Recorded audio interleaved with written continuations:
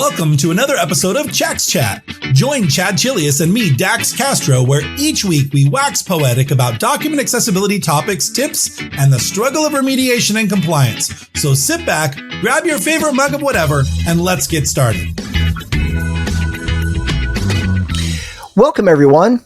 Today's podcast is sponsored by Tamin Incorporated, a full-service accessibility and technology practice. Tamin partners with organizations of all sizes to shift mindsets and empower people. Wherever you are on your inclusive journey, Tamin's team can help you with web accessibility assessments and accessible digital solutions. Tamin believes access to information is a human right. So head on over to tamininc.com and get more information. My name is Chad Chilius. I'm an Adobe certified instructor, as well as director of training solutions and principal at Chax Training and Consulting. And my name is Dax Castro. I am director of media productions here at Chax Training Consulting. And Chad and I are both certified as accessible document specialists.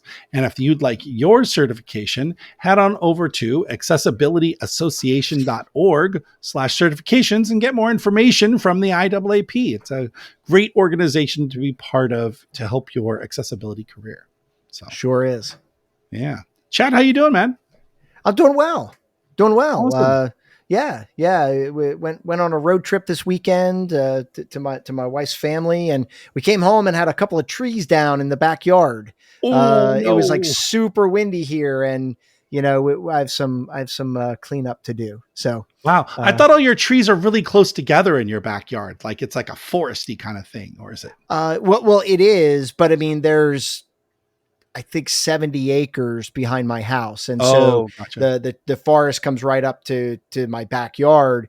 And the tree that fell was kind of rotted. Well, what happened was a live tree fell. It got uprooted. Oh, because we've had so much rain recently. And so the ground has been saturated. So this live tree fell, knocked over the dead tree that fell in my yard. And so it's a whole thing.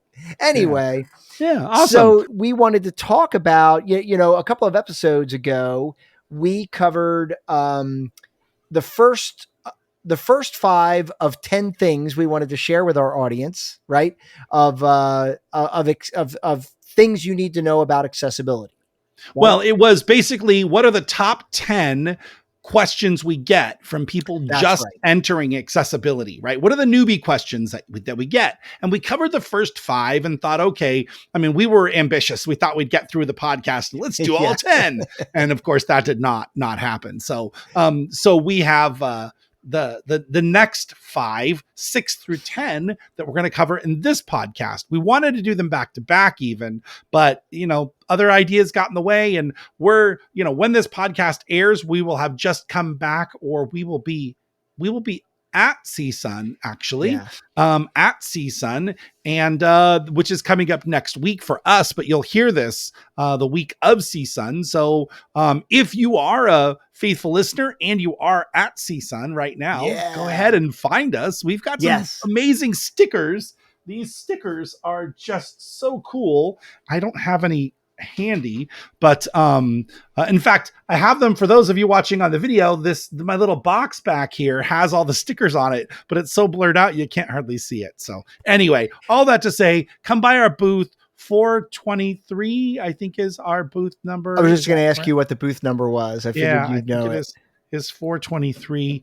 But we would love to see you and give you some stickers. And it will be 423. So and then we are. Go ahead. Basically, when you enter the expo hall, just walk straight back. Yep. Look up and look at the wall behind you. Look up and we'll be there. So we're kind of like if you're looking off in the distance, we're the first thing you'll see when you enter the exhibit hall. And for our non-sighted people, if you walk through the main entrance and you just go straight, literally to the back wall, you're going to run right into us. We made it as accessible as humanly possible. We would love to see you. We would love to meet you and talk with you.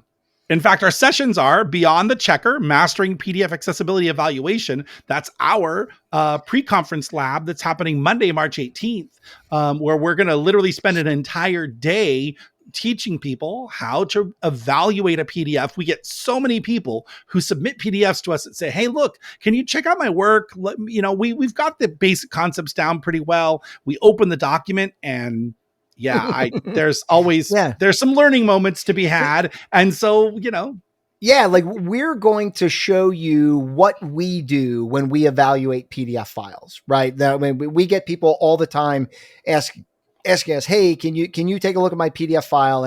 And that is a process, right? I mean, that's a process that you and I go through because, there's certain things we're immediately looking for. I mean, I'll give a little bit of a secret here. The first thing I do is open the tags tree. Yep. And that's the first thing I want to look at. Right. And then from there, we kind of dive in deeper and start looking at more detailed information. But if you're going to be there, I don't know if there's still room to sign up. It's full. The pre-conference is full, but just know that if you're a team, if you're an organization listening right now and you've got a team of 5 or 6 or more people and you want to learn this stuff, let us know. We will come and do a custom class for you in your group, whether that's online or in person, no big deal. We're also teaching PowerPoint to PDF. That's a class overcoming the pain points of PowerPoint. And then bridging the gap between Word and PDF, Chad, that's you. And then compliance, beyond compliance, 3 techniques for better infographics. And that's going to be mine. So if you want to do something advanced, more extra to make a really good user experience, then definitely that's the class to attend. So we'd love to see you there. We have a brand new booth. Matter of fact, it's being shipped as we speak. And I'm hoping it's going to make it there on time. I know. Yeah. Otherwise, we're going to have a white sheet. No, we'll have our old booth, but it'll just be, we've got a new logo. I don't know if you've noticed. We're trying to move it slowly into the mainstream. We did do a rebranding as of the first of the year. So we did a rebranding and we now have a fresh new logo that you'll be able to check out. So like I said, if you're going to be at CSUN, we'd love to talk to you, whether it's just chatting away, or if you're interested in talking about, training or consulting, we definitely would love to hear from you. Yeah, absolutely. So today we are going to talk about the next 5, right? And this is what they are. So we'll give you spill the beans here a little bit. Can you have a form in a table, right? That's the first one. What is the most simple form of a list? That's our second, another popular question we get. And is Acrobat good enough to evaluate a document for accessibility? If I'm just passing the Acrobat checker, is that enough? And then the next one is, what tools are available for Mac for remediation? And why do some icons in my tags tree look different? So stick around for that last question. The answer will be surprising a little bit. So Chad, can a form be in a table? Yeah, so it's a great question, and the short, quick answer is absolutely, right? That there's not a problem with a form field being in a table cell. Where we run into challenges with that concept is oftentimes the way designers structure a form table is by merging cells in various rows so that, in one row, the form field is much longer, in another row, it's much shorter, or there's 3 cells in the next row. Then the next row has 2 cells and the next row has 1. And so I guess the message we want to get across to you is, for success and for the less amount of additional work, you want to make sure that your table is consistent, right? So, I'll try to paint a picture for you. Imagine you have a table, 2 columns, and however many rows you want. And in the left column, you have the text for the form field. So for example, first name. And then in the cell immediately to the right is where you could put the form field. And then in the next row, you have last name. And then immediately to the right of that, you have the last name form field. And what you're doing in that situation is you're creating a consistent user experience, right? Consistency is so key. It is literally, imagine that. I mean, when you remove a sense in a document, when you're trying to understand something and you don't have all of the senses that everyone else has, you have to make sure that you have some way to anchor yourself in a document to understand what's going on. And if you are not being able to see the columns, you need to know that, hey, every first cell is going to be this and every second cell is going to be that. That consistent user experience. It's like when we just started this session, Chad, when we were recording this session, I went up to the upper right-hand corner of my screen and there's a big red button that says leave session. When I assumed it was record session because it's red, it's in the upper right hand corner, and I just assumed it was the record button because I have a consistent user experience in my brain programmed to me, and I almost clicked it. Where is the record button? It's actually in the center, in the bottom of the screen, which is different, right? So that consistent user experience is really the basics. And then, of course, remember that a table reads left to right, and then to the next row, left to right. So as you design that table, do not put blocks of merged cells in the right-hand column because you've got person 1 in the left side and person 2 in the right side. That makes for a really awkward user experience because you're going to have first person first name and then the field, and then second person first name and then the field, and then on down the line, right?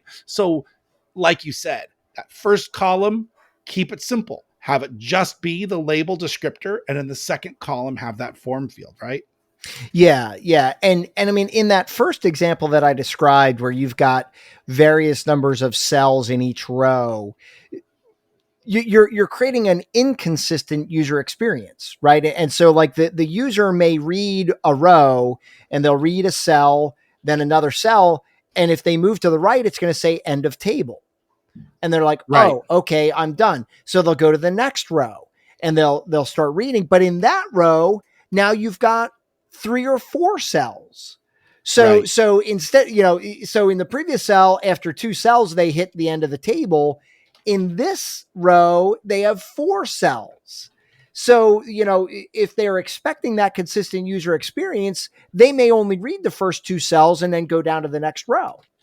So that's the danger in, creating a table that does not have that consistent user experience. But diving a little bit deeper, right? The important component about having form fields in a table is you want to make sure that the form field exists within the cell of the table, right? Because a lot of times people will add form fields, but they'll just kind of lay it on top of the table. Right.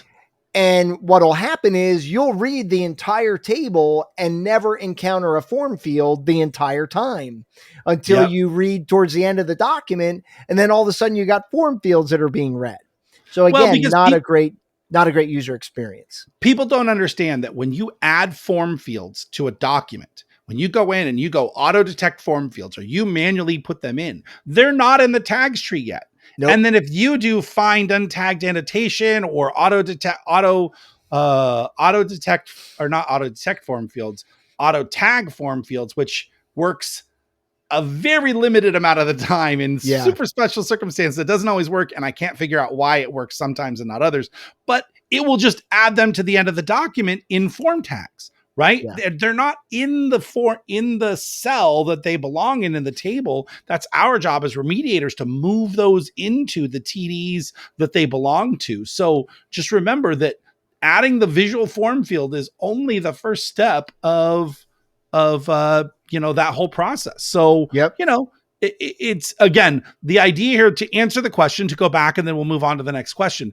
The simple answer is yes, you absolutely can have form fields in a table, but you need to be methodical and what CAG refers to as programmatic. It means that you have a systematic way of doing things so that the user can have anticipate the user experience in each row. Yep.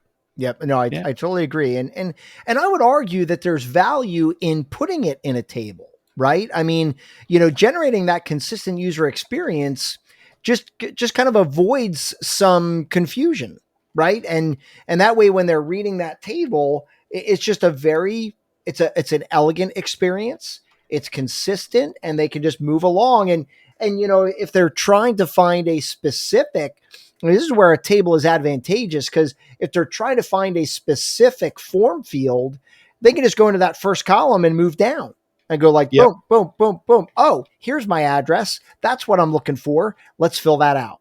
Right. That type of thing. So really, hopefully that's helpful to everybody. So the next one is, what is the most simple form of a list? Right. So, let's talk about our list types for a second, right? So, the PDF format, unlike HTML, does not distinguish between an ordered list and an unordered list. Right. Regardless of whether it's a bulleted list or a numbered list, it's tagged the exact same way, right? So, mostly right. in the most general way, it is definitely, from a tags tree perspective, it is tagged exactly the same. However, the list item type, were you getting there and I stole your thunder? That's okay. I do this all the time. I feel so bad for Chad. You already did it. Just keep going. So the list item type is different. So you can have disk or number or bullet, or there's a few others, and then one is none. And those list item types, you don't see. They're encoded into the tag properties. And so when you're in InDesign and you use a numbered list, a fully automated numbered list using InDesign's number feature, that sets the list type to numbered. So when you, in that property, and when you use a bullet, it sets it to bullet. Chad, you're giving me dirty looks. Well, you don't see it. I'm saying that because I don't think it does. I think Word does, but I don't think InDesign does. Well, maybe I'm corrected, but I know that why we know about this is because Common Look looks at your list type and it's looking for the right property. And it either is a number for a numbered list, a disk for a bullet, or none, or whatever the different list items are. And so having that list type be appropriate is what we call programmatic. It is technically code correct. And so some checkers will look for that property. And if it's not set, it's going to say, hey, you've got a list with no number type or no label value set. And so that's what we're talking about. So while the most basic form of a list that you can see in the tags tree is what we're talking about, there is this other hidden property that is specific to whether it's a bullet or a number or something else. So continue, Chad. Sorry. Yeah. No. You're absolutely right. And while we're talking, I'm briefly just kind of segueing over here, and testing this. InDesign does not add that attribute for a list. I think it's Word that does do it, but InDesign, it doesn't actually add those attributes to the list. Now I'm just checking real quickly, and neither does made to tag. So, just FYI, right? Yeah. But Dax is right that there is a property that can be added to the list tag that defines it as he said, disk, numbered, alphabetical, I think, all these different types. Now the question is, like, does that affect how it's read? Right. And the short answer is no. Like, you will not hear any difference with a screen reader regarding how it's read. Effectively, what you're doing, though, is future-proofing your document, right?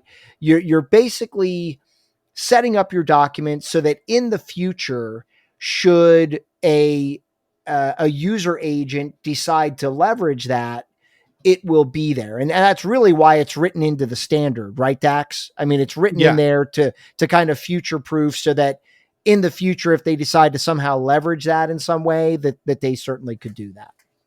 Yeah, no, absolutely. So going back to the question, what is the most simple form of a list, Chad? Bulleted list? No, the structure. What's the most simple form? So when people ask about, I see what you're saying. So the purpose of this question, and maybe we'll go back a little bit. The purpose of this question is, what is the most simple form of a list in the tags tree? So as a tagged structure, a list is a nested set of tags. It starts with the L, and then there's a bunch of tags underneath it.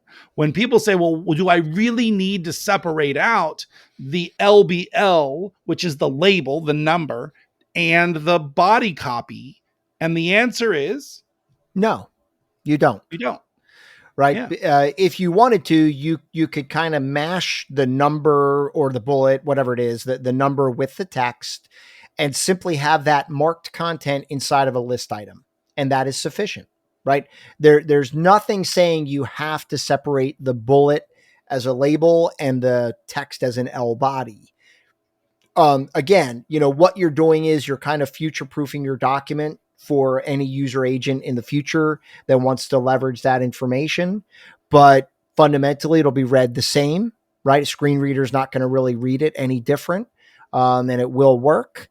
But, it's one of the advantages of using a source application such as InDesign or Word or PowerPoint that actually, because it's a program, it automatically separates the bullet or number into a label, the text into an L body, and then nests those two components inside of a list item. So, either way is acceptable. But to answer our question, the simplest form of a list is simply marked content inside of a list item.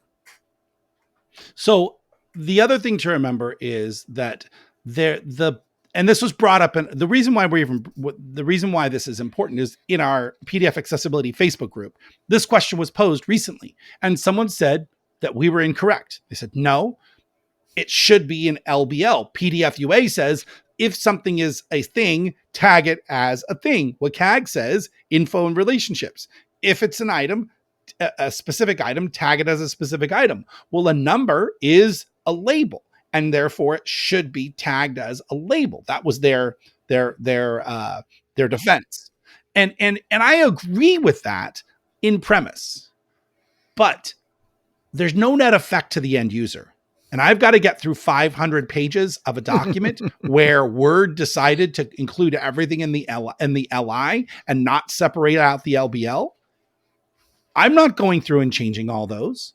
I'm going to focus on the things that provide a negative user experience. If there's exclusion of information, it's presented in a way that is more difficult to understand, or it is a barrier in some way, I'm going to address those concerns. In this case, if I have the time and I want to be code perfect, sure, the number can go in the LBL or the bullet can go in the LBL and the rest of it goes in the L body. However, unless their bullet character is some special funky thing like a dagger or double dagger or lozenge or some special character that I know is not going to voice correctly, then yeah, I'm going to separate that bullet out into its LBL so that I can apply actual text to the LBL so that I can say bullet, or I can use the pre-flight fix-up to fix all of them. Go ahead, Chad. I know what you're going to say.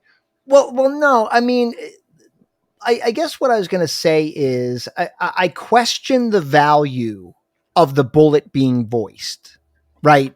Like I get the number. The number is actually important because if you have a numbered list, it says 1, item 1, 2, blah, blah, blah. But when it's a bullet, I really, and again, I mean, I don't want to make decisions for people who use assistive technology, and I'd love to get their opinion on this fact, but I honestly question the value of the bullet being read at all. I can tell you why. I can tell you why. The difference is the separator, because I've seen this happen where people use no bullet, but they just have a list of items. It does not tell you the next item list, the next item. It doesn't say item 1, this, item 2, this. It just reads it. So if you've got no bullets in there, you have no idea when bullet 1 ends and bullet 2 begins, because it will just keep reading as if it were paragraph text, and you'll have no idea. It'll say list 7 items, and then you'll just hear one long piece of text that has no differentiation between each of the different bullets. So you have to have the so bullet it's used character as a separator. Yeah. Interesting. Yeah.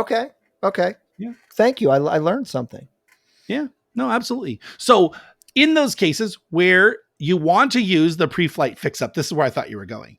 The pre-flight fix-up inside Acrobat says, yes. Hey, if you have a bullet and you want to change all the bullets in your document, because they use the fleur-de-lis or the little leaf or whatever to say bullet, there's a fix-up, and you go into print production, pre-flight, and then you search for bullet, and it will show you the pre-flight fix-up. The problem with it is it doesn't just target numbered or bulleted lists. It targets numbered lists too. Remember how we said from a tags perspective, there's no difference between the LI, the LBL in a numbered list and the LI and LBL in a bulleted list. Yeah. Acrobat doesn't go look for that bullet type to see, only change the ones that have a bullet type value of disk or not anything but number, and change those. It changes all of them. So even your numbered lists. It just looks for label. Yeah. I'm pretty sure it just looks for label. And so if you have a numbered list in there, it'll change all your numbers to say bullet, right? So you got to be really careful. How it does it is it actually adds actual text. Mm-hmm. It adds the bullet character into the actual text. So right. Chad, what's our cheat for that? How do we fix that? So, I mean, the cheat for it, and I mean, it's not a big deal if you've got a short document, but if you've got like a long document, this is a little more challenging. But if you go to the L tag of your numbered list and change it to something else, change it to, I mean, short term, you could change it to a B tag. You know what I mean? It doesn't really matter what you change it to.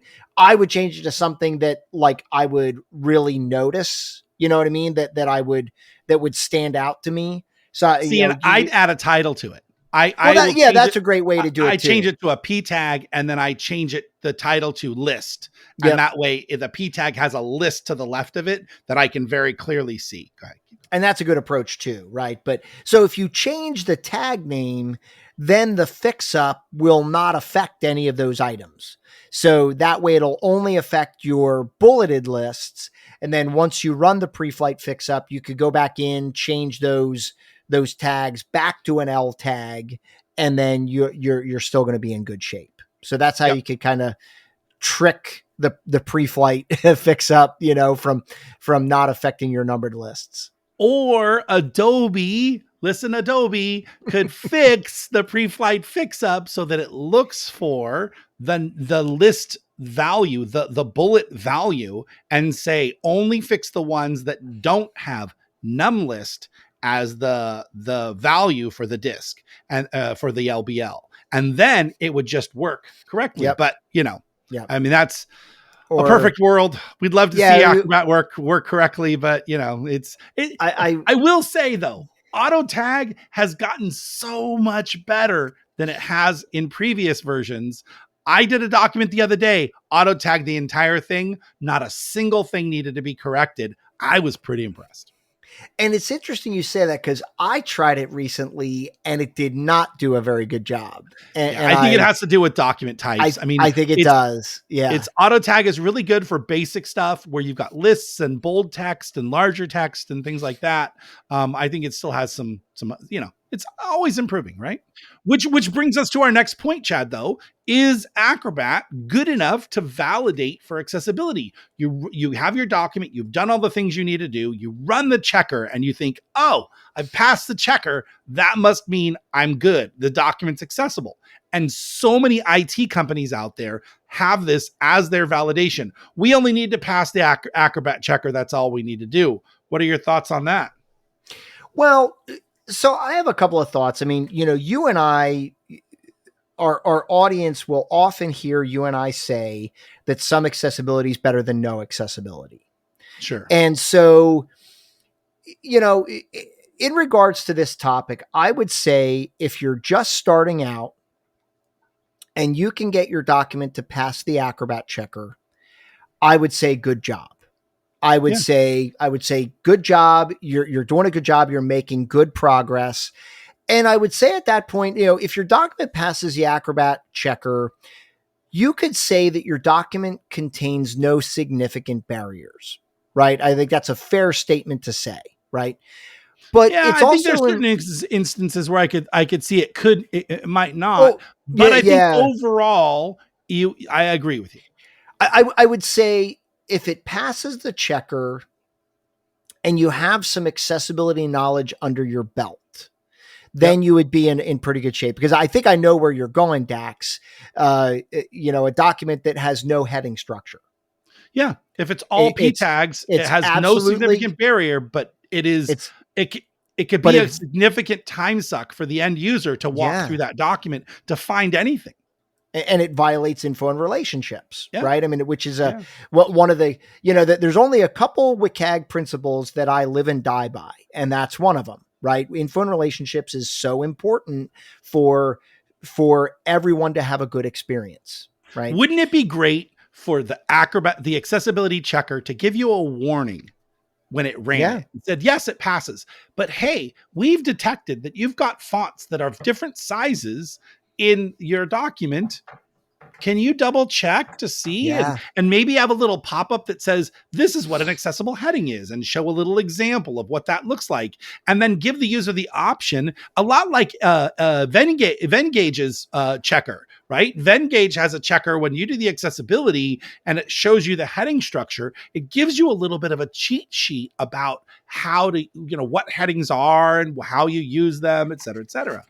Well, and I find that really interesting, Dax, and we're segueing a little bit, but I'm going to circle right back. But the new PAC checker, the PAC 2024 checker, has a new tab called Quality.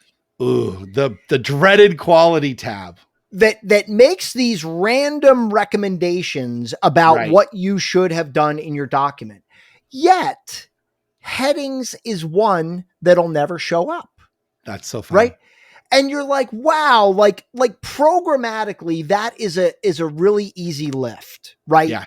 All I'm asking you to do is evaluate all the text in this document, identify anything that's bigger than most, and give you a quality check warning that says, hey, I think you might have some headings in this document, but they're not tagged that way. You might want to give it a second look. That would be a valuable quality check. Yeah, but what do we know, Chad? What do we know? I know. Right? Nobody wants to hear it, So anyway, I would say, like, if it passes the Acrobat checker, you're making progress. However, the Acrobat checker does not check to any standard. It checks for a series of pass-fail criteria within a standard, but it doesn't check all of the complete standard to say that it's accessible. Then here's the thing. It depends on what you care about. Is Acrobat checker enough to validate my documents accessible? If you're just looking for a no significant barrier, or it has basic levels of accessibility, the Acrobat checker is not bad. It's not going to catch everything, and there's going to be stuff in there. But if your litmus test is legal risk, if you are trying to mitigate legal implication and make sure that you are, I wouldn't say free from lawsuit, but as free from the possibility of a lawsuit as possible, the Acrobat checker is not your a seal of approval. You will not be able to go up in court and say, I passed the Acrobat checker, therefore it's accessible. I'm not legally responsible, right? And that's where the PAC checker comes in. And now I am not using the newest version of the PAC checker because I just don't like the quality tab and some of the other bugs that are still there. They'll get there and it'll improve and it'll be fine. But I'm still using PAC 2023, right? That's the 2021. 2021, PAC 2021, and that's fine. But again, when it passes the PAC checker, I know that my risk for lawsuit is really small. There's still ways to trick it, just as the Acrobat checker says, if it's all P tags, it's going to pass. In PAC, if it's all P tags, it's still going to be the same. But what do we always say? Accessibility is a combination of automated check and manual review. Yep. Yeah. Yep. 100%. And you know, that's where you and I are heavily aligned, you know what I mean? Because, you know, I can't just rely on a checker. I got to go deeper than that. I got to go further and make sure that everything is the way it needs to be. Right. So all right, Chad, next one. The next one is, what tools are available for a Mac for remediation? Of course, you're giving this to me because I'm the Mac guy. Well, I'm testing you to see if you've been watching the Facebook group. Okay. So basically, you know, on the Mac side, we really don't have many choices for tools. I mean, the Acrobat checker exists on the Mac side, right? But as far as the PAC checker or the common look validator, tools that we use to validate our files, they're all Windows based. Regarding PDF remediation tools, once again, they're all Windows based. So common look, the Access products, they're all Windows based. There is a new product out there that is an accessibility checker that is Mac. And I'm searching for the name because it was just posted in the last 2 weeks. Someone mentioned it in the group, and I can't remember what it was called. Do you remember, Chad? No, and I do remember seeing that, Dax. I just can't find it now, but there is a new checker that is out for Mac that does check for accessibility. And I'm just scrolling through this to find it. But Chad, why don't you talk about the parallels and carabiner and all that? Yeah. So regardless of the limitation, and I spoke about this in a previous podcast. So my solution, and I feel like really one of the, I mean, aside from buying yourself a Windows computer, right? Aside from buying yourself a Windows computer, as a Mac person, I run a program called Parallels on my Mac that allows me to run Windows as an application on my Mac. So I can tell you my Mac setup, right? I'm a Mac guy. I have Parallels running right now. And if I open Parallels, you will see the PAC checker running. You'll see Access PDF running. Word has Access Word running. So, you know, it basically allows me to run all those products, and they really are good products, right? I mean, despite the fact they're Windows only, they are really nice, you know, hugely beneficial products that are a big part of my workflow. So, you know, even if I start a document in Adobe InDesign, which is Mac, you know, based, not a big deal. My next step is I bring it into Access PDF and I check it for any errors and I fix those errors. And then I know that I have a compliant file. Actually, the step that I left out is I'll export a PDF, open the PDF, walk the tags tree, then I'll take it to Access PDF and I'll finish the process there, you know, or Common Look. Sometimes I will use Common Look, but I would say for me, more often than not, I'm using Access PDF because, especially using Made to Tag, my number of errors are minuscule. Like it takes me 3 minutes to fix my errors. Well, and you bring up a good point, right? And this is a question probably should be on the list, but what is the one tool that we should use when you're doing accessibility remediation? And you just brought up a very good point. There isn't one. There's a combination of tools. You're using Made to Tag and Access PDF. I'm using Acrobat and Common Look. I don't really use Made to Tag as much as I probably could because I know I can just do it quickly inside the PDF. But alternatively, if I were dealing with a lot of source documents, I might use Made to Tag more because it's baked into the source file. So when people say, which tool should I use? This is a prime example of where a combination of tool sets work together.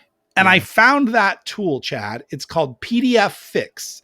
PDFix. So no double F, PDFix. And it is a tool for remediation that is for both Windows, Linux, and Mac OS. So all three platforms. I've yet to download it. I don't know anything about it. Chad, maybe you'll download it and we'll review it on a future podcast. Yeah. You know what? I will. I will do that. What I'm going to do is I'm going to keep my current workflow and I'm going to use the pack checker to kind of evaluate it. And then I'll run it through here and see if I get equivalent results, Yeah. But I'm really excited to try this. What's really cool about this PDFix